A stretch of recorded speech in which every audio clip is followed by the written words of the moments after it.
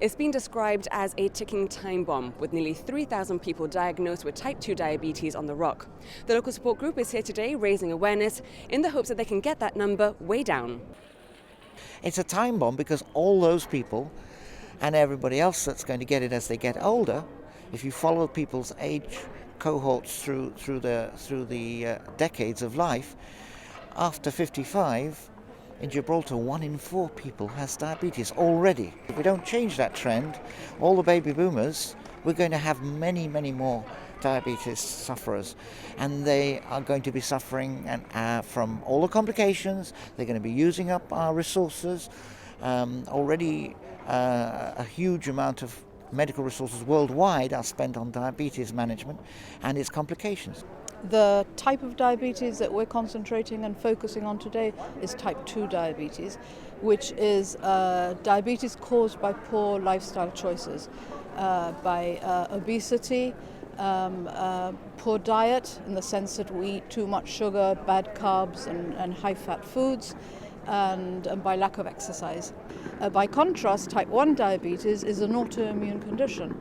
And there's nothing we can do about it. There's nothing we can do about type 1 diabetes. On the other hand, there's a lot that we can do about type 2 diabetes by improving our lifestyles and being aware that a lot of us can prevent having type 2 diabetes. Your visual display here is quite effective. Can you talk us through some of maybe the more surprising amounts of sugar that are in foods that we eat on a daily basis? Right. I suppose the things that catch the attention mostly of the public are the Coca-Colas, the drinks which are, people drink them and they say, oh yes, they are sweet, but they don't realise quite how much there is in there.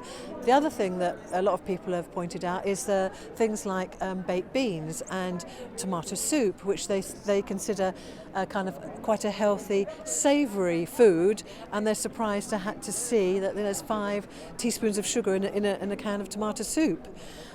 Which obviously they were unaware of. So yes, those things do catch their attention.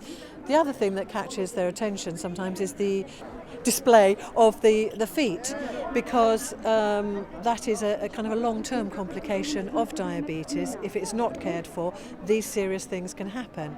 But our message really is a positive one, is that you can eat well, you can have a very good life, and those complications can be kept to a minimum so you don't have to suffer from those things. Especially the older generation who this affects is not aware of food carbohydrate content.